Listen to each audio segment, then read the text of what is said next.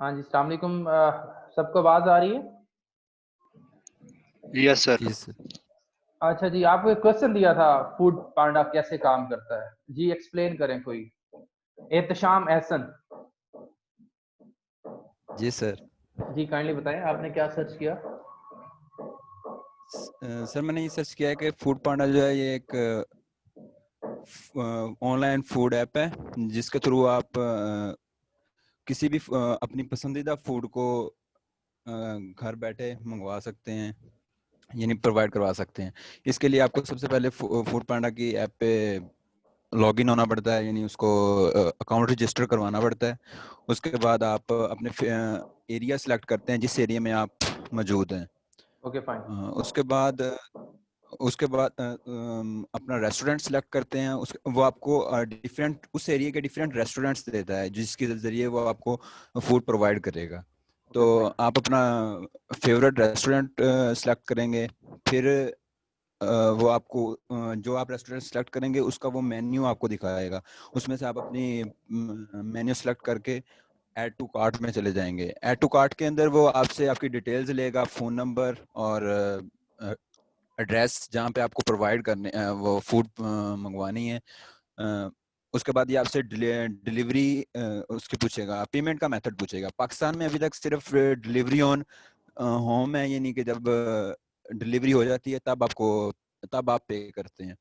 नहीं तो नहीं, इसके अलावा भी ऑप्शन है। अदर आप कंट्रीज में नहीं, पाकिस्तान में भी आप जो है वो अपना क्रेडिट कार्ड यूज कर सकते हैं और क्रेडिट कार्ड के थ्रू फौरन सर पेमेंट हो कर जाए। सकते हैं। जी जी। जी सर कर सकते हैं, लेकिन क्योंकि पाकिस्तान के अंदर कुछ एरिया जैसे हमारे इधर एक किस्म की जनूबी पंजाब को कह लें कि इधर बहुत कम लोग हैं जो क्रेडिट कार्ड यूज़ करते हैं। तो उन्होंने इस जो वो पे ऑन डिलीवरी जो है इस मेथड को ज़्यादा अलाउ किया हुआ है। लेकिन उन्होंने वैसे 3 मेथड्स दिए हुए हैं। एक पे ऑन डिलीवरी है, उसके बाद थ्रू क्रेडिट कार्ड है, और एक और था डेबिट कार्ड फोर्थ। के थ्रू भी आप कर सकते हैं और जी पेपाल सर, के डेबिट थ्रू भी कार्ड कर के थ्रू सकते भी हैं। कर। Okay fine. नेक्स्ट जी, मेरे पास हैं किश्वर अकरम।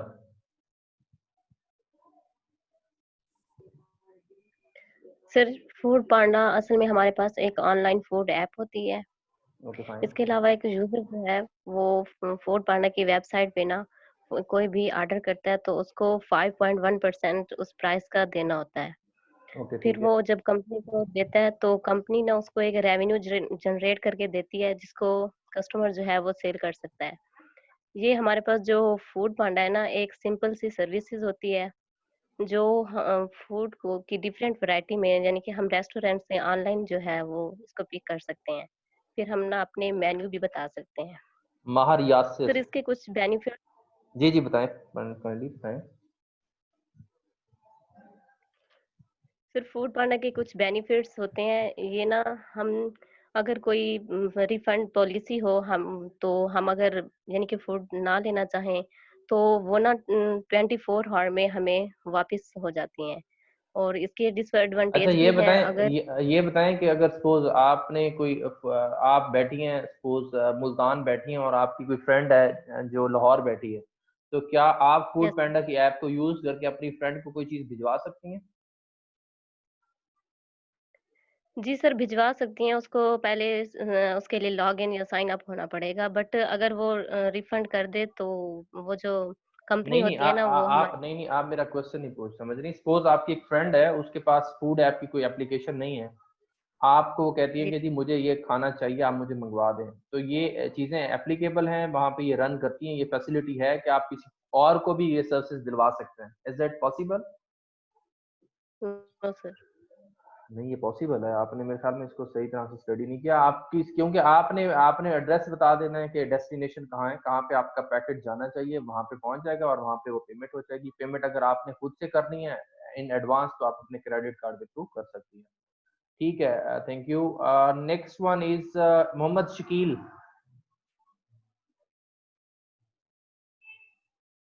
शकील साहब कौन है जी, एक्सप्लेन करें। कासिम।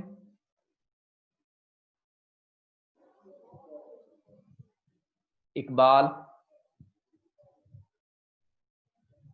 मुद्दस्सिर इकबाल। Yes sir. जी आप बताएं। सर फूड पांडा एक ऐसे ऐप है जिसमें मतलब कि मुख्तलिफ रेस्टोरेंट्स को ऑफर देता है कि अपनी जो प्रोडक्ट्स हैं वो ऑनलाइन करवा दें। मतलब कि उसमें ये होगा कि जो रेस्टोरेंट्स हैं वो फूड पांडा ऐप को 5 to 10% मतलब उसको देते हैं और उसके बदले में उनको रेवेन्यू मिलता है। अच्छा आप ये बताएं, फूड इसका पैंडा एडवांस ये इसकी कोई टाइम लिमिट होती है या 24 आवर सर्विसेज आपको देती है? जी सर। जी सर, इसकी 24 आवर्स की वो टाइम लिमिट होती है। उसमें मतलब कि अगर ये है कि वो जो रेस्टोरेंट है वो भी उस ऑर्डर को कैंसिल कर सकते हैं, या आप हैं आप उसको कैंसिल कर सकते हैं। लेकिन जब आपको एक अपना कॉन्टैक्ट नंबर ये चीज़ देंगे तो आपको पहले कंफर्म करेंगे आपका ऑर्डर। जब वो कंफर्म हो जाएगा फिर आप उसको कैंसिल नहीं कर सकते। चलें ठीक है। अरीज खादिम।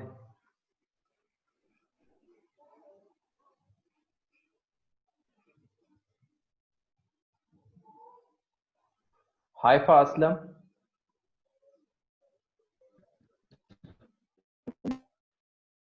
पांडा यूजर्स को तो फैसिलिटीज ये देता ही है कि वो कुछ भी ऑर्डर कर सके, लेकिन जो बेरोजगार है उन्हें जॉब में फैसिलिटी, यानी कि कोई भी शख्स जो 18 साल से ज्यादा एज, उसकी अपना आईडी कार्ड होना चाहिए, अपने बाइक राइडिंग लाइसेंस होना चाहिए, अपनी बाइक होनी चाहिए, तो उन्हें वो जॉब की भी फैसिलिटी देते हैं मंथली 3000। और अगर वो कुछ बोनस मांगे यानी कि अंडर वीक वो 100 जो है ऑर्डर्स कंप्लीट कर ले तो उन्हें बोनस भी मिलता है। तो वो इस तरह की भी फैसिलिटीज देती हैं बेरोजगार लोगों को। अच्छा ओके फाइन। तो आपने ये फूड पैंडा ऐप में कोई देखी है, आपको कहीं नजर आ रहे हो कि ये फ्लॉज हैं जी, इसमें ये प्रॉब्लम है, ये नहीं होना चाहिए, आपने कुछ देखा है इसको सॉर्ट आउट किया, कुछ पढ़ा, कुछ समझ आई आप?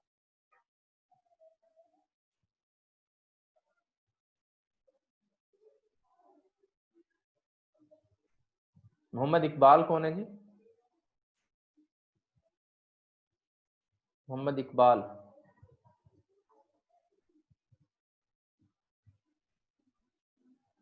सुहेल फैसल। सादिया नूर।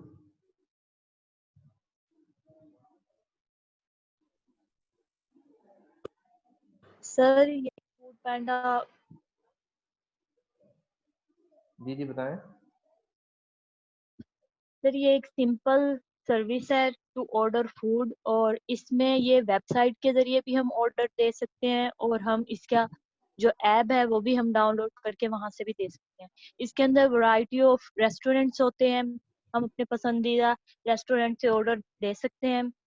और ये इतना एफिशिएंट क्यों है? क्योंकि ये यूजर फ्रेंडली है, हाई क्वालिटी है इसकी, ये इफेक्टिव इंटरफेस देता है, ये बताएं, और इसका कोई आप सपोज आप अपनी यूनिवर्सिटी में बैठी हैं और आप फूड पैंडा के थ्रू मुल्तान से कोई डील मंगवा सकती हैं?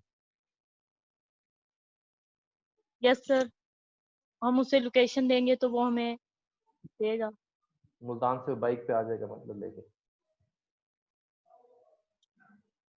ये जो नियरेस्ट होते हैं ना आपके centres, I mean food centres, ये वहां से उसको वो वही जस्ट आपको शो होती हैं, ठीक है, और वो गूगल मैप से उन चीज़ों को एड्रेस करता है, और देन आप उसको वहां से अपने जो आपके नियर नियर में होंगे, नियर स्टेशन होंगे, वो चीज़ें आपको विजिबल होंगी, वो होटल्स आपको विजिबल होंगे, और वहां से आप अपनी जो आपकी आई मीन रिक्वायरमेंट है, आप जो डिमांड देना चाह रही हैं, जो आप डील लेना चाह रही हैं, वो आप वहां से ले सकती हैं।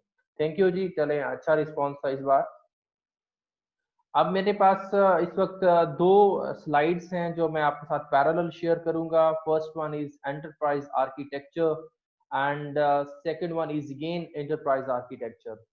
तो हम लोग पहले देख लेते हैं कि एंटरप्राइज आर्किटेक्चर क्या होता है। ये पहले भी हम डिस्कस कर चुके हैं, लेकिन इसकी क्योंकि आपके ज्यादा टॉपिक्स नहीं है तो फिर मैं उसको डिफरेंट मटेरियल आपके साथ शेयर कर रहा हूँ, ताकि आपके कॉन्सेप्ट जो है वो मैक्सिमम क्लियर हो जाए। हम कहते हैं कि ये इसमें एंटरप्राइज के अंदर हम लोग डिफरेंट किस्म की डॉक्यूमेंटेशन होती हैं जो रिलेशनशिप्स को, बिजनेस की और मैनेजमेंट प्रोसेस को और इंफॉर्मेशन टेक्नोलॉजी जो है वो डिस्क्राइब करती हैं, और उसमें ये सारी की सारी चीजें कंबाइन हो जाती हैं, then this is known as enterprise. जब हम एक फ्रेमवर्क की बात करते हैं तो हम ये देखते हैं कि उसमें करंट और फ्यूचर वर्क की जो एक्टिविटीज हैं और जो हमारी इन्वेस्टमेंट है उसको हमने कैसे जस्टिफाई करना है, उसमें हमारा पर्सनल हो सकता है, डाटा हो सकता है और एप्लीकेशंस हो सकती हैं, ये सारी की सारी like an elements of enterprise.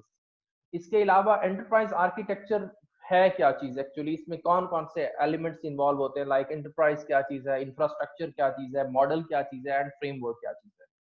Enterprise कहते हैं the highest level of organization और one that is trans organizational, I mean जो चीजें आपस में इंटीग्रेट की गई हैं, दिस इज नोन एज एक हाई लेवल, आप कह सकते हैं किसी ऑर्गेनाइजेशन का जो टॉप होता है, हाई अप्स होता है, this is known as enterprise. And infrastructure जो है ये एक्सपोर्टिव रिसोर्सेज होती हैं, I mean how you can getting the job, how people process and technologies are done, this is known as infrastructure के कौन कौन सी चीजें इंटीग्रेट की गई हैं। एंड जो मॉडल है वो उसकी प्रेजेंटेशन और रिक्रिएशन ऑफ द इंफ्रास्ट्रक्चर, अगर हम उसको जो आपका इंफ्रास्ट्रक्चर है हम उसको प्रेजेंट कैसे कर रहे हैं, उसकी रिप्रेजेंटेशन कैसे है, this is known as model. And then framework क्या होता है, जब मॉडल्स को हम कलेक्ट कर लेते हैं तो वो आपके पास किसी स्पेसिफिक एंटरप्राइज के लिए जो सूट कर रहे होते हैं वो एक फ्रेमवर्क बन जाता है। तो हमारे पास यहाँ हमने 4 बेसिक टर्म्स को डिस्कस किया है। The first one is enterprise, again listen कि ये आपका हाई लेवल होता है ऑर्गेनाइजेशन का, और इसमें बाकी जितने भी एलिमेंट्स होते हैं they are based components. Infrastructure के अंदर हम लोग उसके देखते हैं कौन कौन सी रिसोर्सेज जो हैं वो सपोर्टिव हैं, एंड देन कौन कौन सी जॉब्स जो हैं वो डन होंगी, कैसे होंगी, उसमें कौन कौन से लोग, प्रोसेस और टेक्नोलॉजीज जो हैं वो इन्वॉल्व होंगी। एंड मॉडल्स कैसे बनते हैं, जब हम लोग उसको किसी भी इंफ्रास्ट्रक्चर को प्रेजेंट करते हैं then this is known as modelling. And framework क्या होता है, डिफरेंट मॉडल्स जब कंबाइन होते हैं, कलेक्ट होते हैं for specific task, then this is known as framework. ये 4 बेसिक टर्म्स हैं जिनका आपको पता होना चाहिए। जब हम रेफरेंस मॉडल की बात करते हैं तो हमारे पास रेफरेंस मॉडल में एक बिजनेस रेफरेंस मॉडल होता है, एक टेक्निकल रेफरेंस मॉडल होता है और एक डाटा रेफरेंस मॉडल होते हैं। मीन मॉडल्स की बात हमने की, मॉडल क्या होता है, पहले मॉडल आपको क्लियर होना चाहिए कि मॉडल में हमने ये देखा कि इंफ्रास्ट्रक्चर को जब हम प्रेजेंट करते हैं this is known as model. आपने जब आप लोगों ने प्रोग्रामिंग करते हैं या कोई चीज आप कोई पेपर लिख रहे होते हैं वहां पर भी आप मॉडलिंग करते हैं कि यार ये चीजें हैं, जैसे आपने डाटा फ्लो डायग्राम्स के अंदर आप डिफरेंट मॉडल्स बनाते हैं। इसके अलावा आप लोग जब आपने सॉफ्टवेयर इंजीनियरिंग पढ़ी होगी उसमें आपने मॉडलिंग देखी होगी, किस तरह मॉडल काम करते हैं, लाइक वाटरफॉल मॉडल आपने देखा होगा, उसमें टोटल स्टेप्स गिवन होते हैं कि आपने किसी चीज को डिवोल्व करना है तो उसमें कौन कौन से फेजेस होंगे। तो जो आपके पास बिजनेस रेफरेंस मॉडल है इसमें हम लोग देखते हैं कि mission, critical lines of the business, business process और बिजनेस का जो फंक्शन है हम उसको स्टडी करते हैं, this is known as BRM। Next one is TRM। TRM जो है वो आपका जो है वो आइडेंटिफाई करता है एंड डिस्क्राइब करता है इंफॉर्मेशन सर्विसेज को जो BRM ने अचीव करनी होती है। आई मीन BRM का जो टारगेट है कि BRM की क्या रिक्वायरमेंट्स है, किस टारगेट के ऊपर उसने काम करना है, उन तमाम चीजों को जब हम एक्सप्लेन करते हैं, उन सर्विसेज को, उन इंफॉर्मेशन को डिस्क्राइब करते हैं, this is known as technical reference model. The third one is data reference model. Data reference model में 2 चीजें होती हैं, एक डाटा और एक इंफॉर्मेशन होती है। आपको पता है कि डाटा जो है वो एक इंडिपेंडेंट एंटिटी है और इंफॉर्मेशन जो है वो प्रोसेस डाटा होता है, वो डिपेंडेंट एंटिटी है।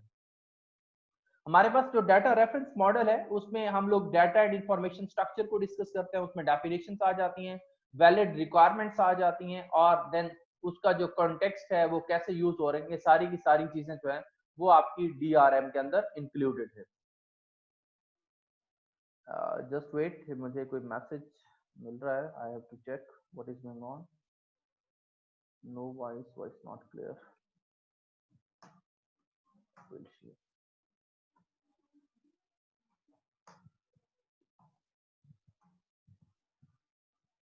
नेटवर्क की वजह से जी कोई प्रॉब्लम हो सकती है, किसी को जो है वो क्या कहते हैं, जी बताएं जी, किश्वर अकरम क्या इशू है?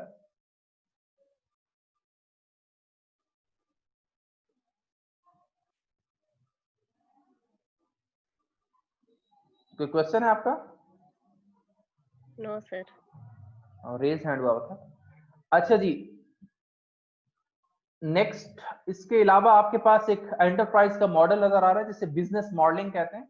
इसमें सबसे पहले बिजनेस में मिशन है, आई मीन आपका मिशन क्या है, टारगेट क्या है। इसमें देन आपके पास different data which are integrated with the works, data which are integrated with the process, data ये डिफरेंट आपको एंटिटीज और ऑब्जेक्ट्स नजर आ रहे हैं। इसमें हमारे पास 4 इसके बेसिक फर्दर एलिमेंट्स होते हैं जो यहाँ से जनरेट होते हैं। सबसे पहला है वर्क असाइनमेंट। कौन सा काम होगा, देन इन्वेस्टमेंट की प्लानिंग्स क्या होंगी, हम क्या इन्वेस्ट करेंगे, फिर सॉफ्टवेयर सिस्टम कौन से डिजाइन करेंगे, and the last one is the data management, हमारा जो डाटा है वो कैसे मैनेज होगा। इसी तरह से एक एंटरप्राइज को नेक्स्ट डिफाइन किया गया in the shape of graph कि कम्युनिटी कहाँ एग्जिस्ट करती है, गवर्नमेंट कहाँ एग्जिस्ट करती है, मिनिस्ट्री कहाँ एग्जिस्ट करती है, डिवीजन कहाँ पर है, ऑफिस कहाँ पे है, and work group the people जो एक्चुअली परफॉर्म कर रहे हैं वो कहाँ पर इन्वॉल्व है। इसके अलावा जी आपके पास स्टेक होल्डर्स की बात आती है। स्टेक होल्डर्स में आपके पास इंडिविजुअल हो सकते हैं, कोई टीम हो सकती है, कोई ऑर्गेनाइजेशन हो सकती है with interest concern relative to the system, I mean जो सिस्टम के साथ इंटीग्रेटेड है उनको हम स्टेक होल्डर्स कह सकते हैं। व्यू में हम उसको उसके होल सिस्टम को प्रेजेंट करते हैं, देखते हैं, और व्यू पॉइंट में हम लोग उसका स्कीमा बना देते हैं। स्कीमा बेसिकली कॉपी होता है, आपने डाटाबेस में स्कीमा का देखा होगा कि स्कीमा कैसे काम करता है और स्कीमा में कौन कौन सी चीजें जो है वो इन्वॉल्व होती हैं। All these are integrated with view points. Next one is इसकी सिंपल एक डिस्क्रिप्शन दी हुई है, इसको आपने रीड आउट कर लेना। आर्किटेक्चर का क्या व्यू है, उसकी डिस्क्रिप्शन कैसे होगा, मेन मैकेनिज्म क्या है, कैसे कम्युनिकेट होगा, मेन आर्किटेक्ट और स्टेक होल्डर्स कैसे कम्युनिकेट करेंगे, उसकी एक्यूरेसी को कैसे मेजर किया जाएगा, उसकी आर्किटेक्चर को कैसे मेजर किया जाएगा, और डिफरेंट व्यूज को कैसे साथ लेके आप जा सकते हैं। इसी तरह से आर्किटेक्चर के अंदर आप लोग वोकैबुलरी को स्टडी करते हैं, रिकमेंडेड जो आपके स्ट्रेटजीज हैं आप उनको उनको आप डिस्कस करते हैं। ये सारी की सारी चीजें जो है ये आपके साथ एंटरप्राइज आर्किटेक्चर के अंदर जो है वो इन्वॉल्व होते हैं। इट इज नॉट टेक्निकल, उसमें अलाइनमेंट की बात की जाती है, उसमें आप लोगों ने कैसे सिस्टम को लेके चलना है, कौन सी चीज को आपने इन्फोर्स करना है। All these are integrated with enterprise architecture. इसमें से आपने एंटरप्राइज आर्किटेक्चर को जस्ट देखना है कि ये कैसे काम करता है, इसका फ्रेमवर्क पढ़ना है। और यहाँ पर जो the position of the IT architecture यहाँ से बैक तक, आई मीन 11 स्लाइड्स हैं टोटल। इन स्लाइड्स को आपने देखना है। इसमें जब हम आईटी आर्किटेक्ट की बात करते हैं तो उसमें हमारे पास 3 बेसिक जो एलिमेंट्स हैं वो इन्वॉल्व होते हैं। एक technical management, business management, system जो है वो डिजाइनिंग, एंड डेवलपर्स जो हैं वो कैसे काम कर रहे हैं। All these are integrated with the IT architects. इसके अलावा मेरे पास एक और स्लाइड है, इसमें आपके एंटरप्राइज आर्किटेक्चर को डिस्क्राइब किया गया है कि ये डिस्क्रिप्शन ऑफ द स्ट्रक्चर है जिसमें कंपोनेंट्स इन्वॉल्व होते हैं, उसमें बिजनेस एंटिटीज हैं, उसके अलावा एक्सटर्नली विजिबल प्रॉपर्टीज हैं, एंड रिलेशनशिप्स हैं कि उनका आपस में बिहेवियर क्या है, क्या रिलेशनशिप है। इसी तरह से एंटरप्राइज आर्किटेक्चर जो है describe the terminology, the composition of enterprise components and there relationships with the external environment, कि आपने एक सिस्टम बनाया हुआ उसमें जो इंटरनल एक्सटर्नल लोग हैं, इंटरनल तो आपकी टीम हो गई, जो एक्सटर्नल लोग हैं वो कैसे बिहेव कर रहे हैं, उनके साथ आपकी क्या डीलिंग होगी, और फिर आप लोगों ने जो उनके रूल्स बनाए हुए हैं, प्रिंसिपल ऑफ द रिक्वायरमेंट्स बताए हैं, उनको हम कैसे आपने डिजाइन करना है, उनको कैसे लेकर चलना है, उनको कैसे प्रोसेस कराना है।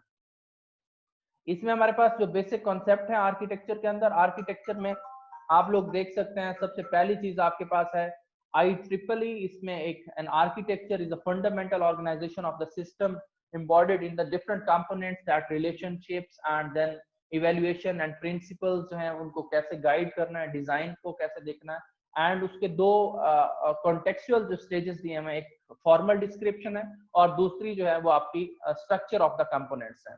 इनमें दोनों चीजें जो है ये इसमें इन्वॉल्व होती हैं, एंड NAF को आपको पढ़ने की जरूरत नहीं है।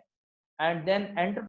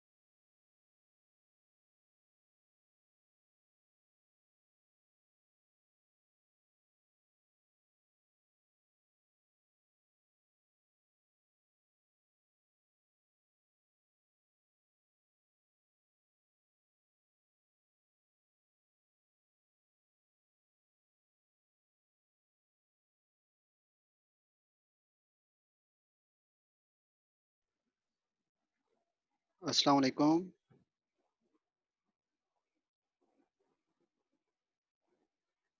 हेलो। वालेकुम अस्सलाम। यार खामोश क्यों हो गए? आपस में तो बातें कर लो, जब सर आएंगे तो सुन लेंगे सर की। किसे कह रहे हो? सबसे कह रहा हूँ क्या बात करना चाहता है तू? सर। कुछ भी है, मैं आपको बहुत मिस कर वालेकुम रहा हूँ, यूनिवर्सिटी को अस्सलाम। मिस कर रहा हूँ।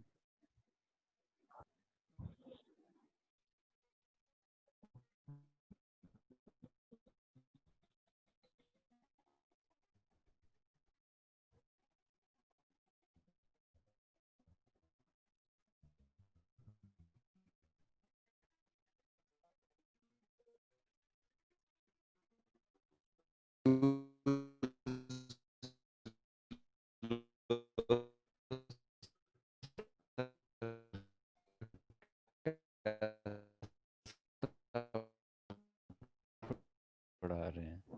जा रही है कोई डिफिकल्ट? कैसे हैं सर? जी सर, हुक्म फरमाएं। चल आपकी इसका भी आवाज भी सर सिग्नल की कम तरह आ है। रही है। यार जिसके पास सिग्नल अच्छे हो ना वो हुक्म सर के फरमाएं सर।